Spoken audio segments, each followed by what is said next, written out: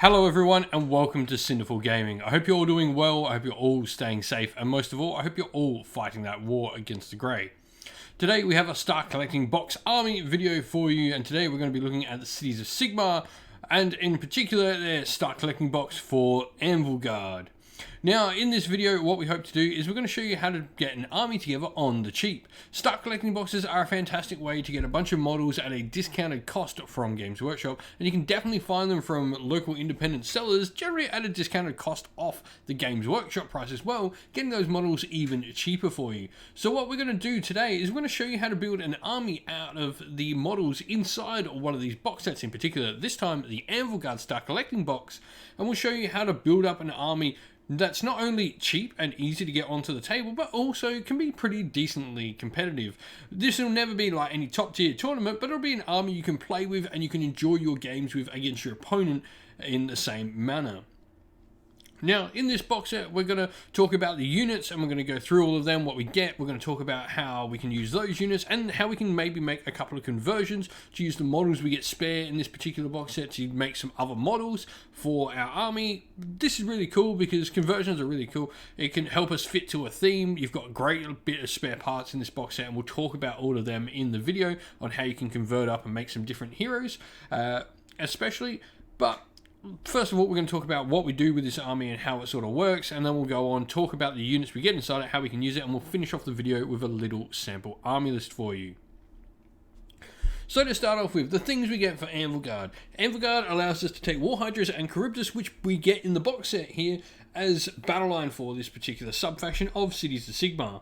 This army has a decent amount of shooting. Blackhawk Corsairs, the Chariots, and indeed the War Hydra as well can all put out a decent amount of shooting. Some of it short range, some of it better than others, but there is the ability to have that shooting there to clear chaff, to get rid of heroes. There's some mortal wound output from the shooting as well, which is nice. And there's some other cool builds in there and things you can do around the army just to get that little bit of shooting into your army. Some units can be particularly nasty with an Unleash Hell thanks to the amount of shots they can put out.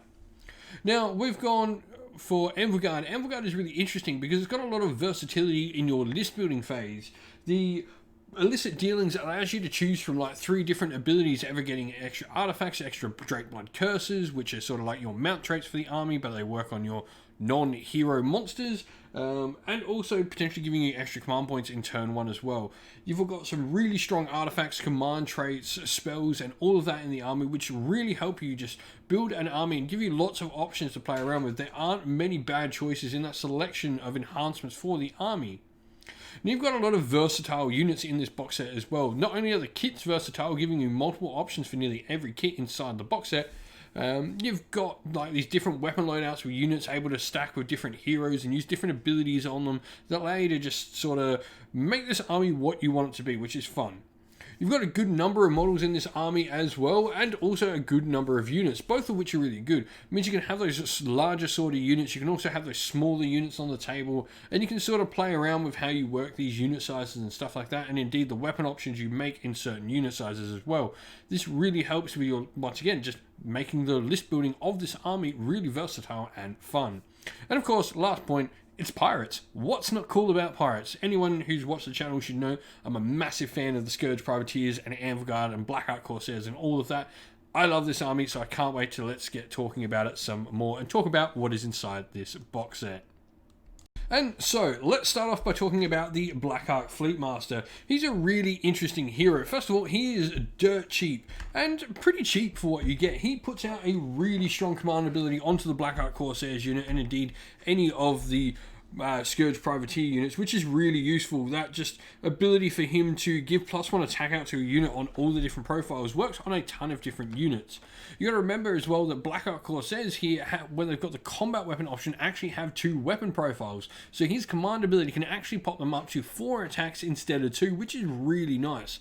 They're not necessarily the highest quality attacks out of the Blackhawk Corsairs with combat weapons, but having 4 attacks each on these models, when they can be 3s to hit and 4s to wound, it can put out a decent amount of damage. I've seen them take down lots. They work particularly well with some of the abilities we can get inside the army, like spells and stuff like Vitriolic Spray.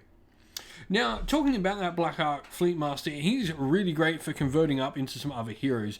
Both his hands are separate and his head is separate as well, so this makes converting him up into other sort of models really easy. You could definitely build a couple of Blackhawk Corsair themed other heroes for your army. With some of the spare bits in the Blackhawk Corsair kit, you've got like standards you can easily use to make some wizard staffs, to make some sorceress models. You also got the spears and the whips and all of that sort of stuff there from the chariot kits as well to really help with this as well. And you've got different cool head options from all those kits as well. What's really fun about this as well, I think you can make some sorceresses. You could definitely make an assassin out of him as well. I mean, it's really easy, just to swap him out for 2 swords here and you're pretty much on your way. Put a helmeted or hooded head on him from one of the other kits in the unit and you've got a cool assassin model. Now, we're definitely going to use a couple of conversions, and that's up to you how you want to use them, but you could definitely make any of the other Dark Elf heroes on foot out of that Blackhawk Corsair, just thanks to the parts where his models sort of put together. Now, Blackhawk Corsairs, as we mentioned, we've talked about their 2 weapon wielding, but they've also got the ability to take handbows. These put out 2 shots, which do hit on 5s, but potentially 4s if you've got a certain amount of models in the unit.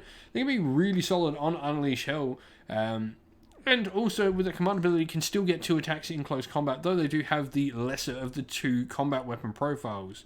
I like Blackhawk Corsairs a lot. Their shooting weapon is really good. It combines well with the sorceress. You can get a spell called Vitriolic Spray, which makes your opponent not have an armor save.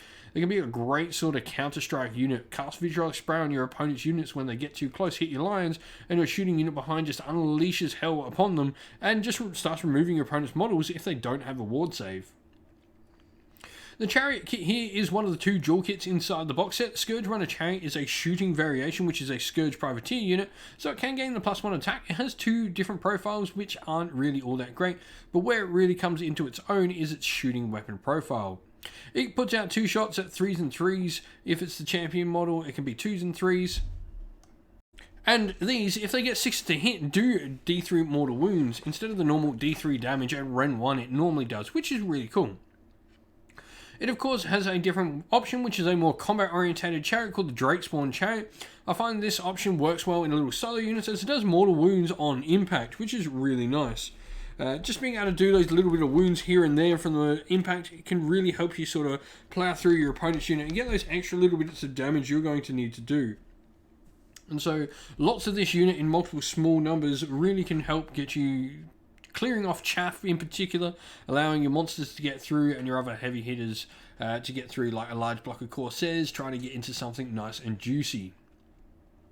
Now, the monster kit we've got inside this box set is the Charybdis and the War Hydra kit. The Charybdis is much more of a support monster, I find. He's got a little few attacks, he can heal himself if he kills enemy models, but he's definitely nowhere near as fighty as the War Hydra. I find the Charybdis' best ability is his ability to put -1 bravery out in a 12-inch aura. You can combine this with one of the Drakeblood curses, which puts out a -2 aura of the same bravery bomb, so he can be -3 bravery with a Felgaze Drakeblood curse on him, which can be really devastating. It will, of course, not work all the time, but what it can force your opponent to do is have to be spending command points on those battle shot tests on particular units, otherwise they're going to start losing models. -3 is a massive negative to bravery.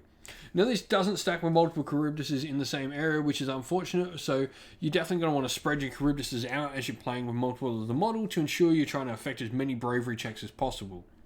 The other option is the War Hydra. This is a much more combat focus of the 2 monsters in the kit. He has a cool shooting attack, Fiery Breath, which has 6 attacks when at full profile, 3/3, Ren 1, damage 1, but also his Razor Sharp Fangs are 4s and 3s, -1 Rend, D3 damage in combat, so he definitely puts out that little bit more. He also automatically just heals D3 every phase, which is really nice as well.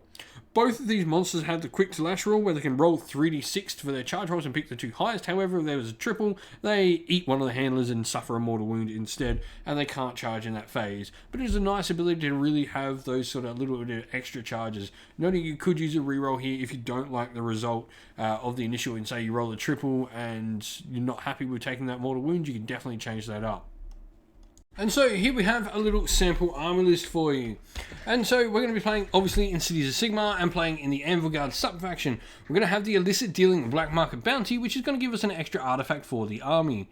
We're going for the mortal realm of Akshi, and our grand strategy is hold the line thanks to the amount of battle line options we've got in this army. Now, black market bounty isn't going to be the only illicit dealing, because our fleet master who has a general is going to have the command trait Blackfang Crime Lord. This gives us access to another one of these illicit dealings, and we're going to go for an extra Drakeblood curse here, putting it on one of our War Hydras. We'll talk about that in a second. Now, he's also going to have the artifact Arcane Tome, which makes him a wizard, able to cast Mystic Shield and Arcane Bolt, which is going to be useful, giving us an extra wizard on the table. He's going to be nice and close to our front line, so maybe Arcane Bolt on him is nice, or potentially using that Mystic Shield on one of the larger blocks of Corsairs we've got in the army. We've then got an assassin who's a good little mortal wound output. Our Corsairs can chaperone him into battle and get him doing some mortal wounds off to heroes and stuff that we need to get rid of. And we've then got a sorceress who's going to have Laura Duck Sorcery, Vitriolic Spray. She's going to be near our front lines, trying to help our troops to try and get that shooting unit, and playing sort of a counter-strike game here with our opponent to get Vitriolic Spray off and allow our shooting units to cause maximum damage into our opponent's lines. We've got a second sorceress who's going to be our general's adjutant. She's going to hang out near our fleet master general. She's got the artifact Drakescale Cloak, which is going to give her a 5-up ward, and then Law of Dark Sorcery for Shadow Daggers, which is a nice long-range mortal wound output spell. This combines really well with the fact, don't forget, both those sorcerers also have Word of Pain, which is a -1 to hit spell that also does D3 mortals. So we've definitely got a good amount of magical output here. For our units, we've got 2 units of 20 Blackhawk Corsairs. They're going to have the shooting weapons. You can go combat here if you want. I just really like the potential of those shooting units here with the ability to have Vitriolic Spray go off. We've then got a unit of 10 Blackhawk Corsairs, same weapon loadout, but this one is going to be our Honoured Retinue, just sticking near our Fleet Master, providing him with that Honoured Retinue ward save. We're then going to unit of 3 Scourge Runner Chariots. The reason why we've gone for 3 here is this allows us to get the champion to get that extra model in there for the +1 to hit, which is really nice on the unit. And then we've got 3 Charybdises and 2 War Hydras rounding out our battle line units. One of the Charybdis will have Felgaze for that -1, and the other 2 Charybdises will sit on the flanks, while the Felgaze one sits in the center of our army, projecting as much minus to bravery as we can across the table. The War Hydras, one of them is going to have Jutting Bones, which is some mortal wounds on impact, which is really nice. Can go well with a Stomp, potentially doing 2d3 mortal wounds before combat even begins.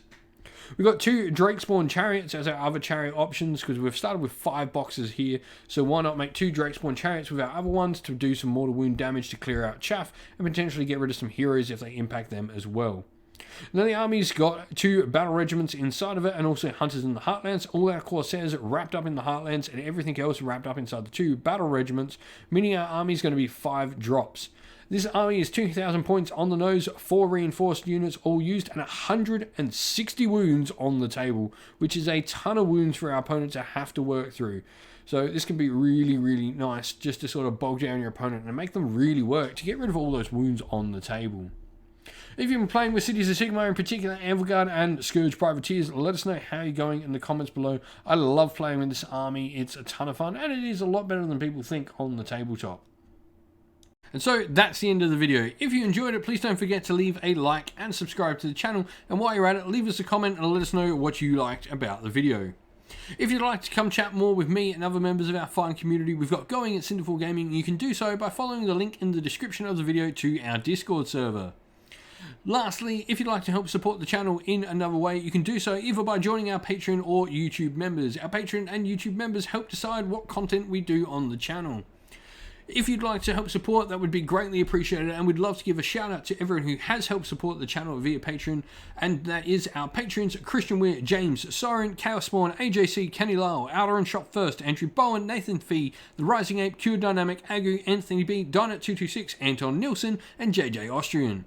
And a special thank you to our YouTube members who, by the way, don't forget, when we've got live streams and in the comments, you can use our special emojis on YouTube.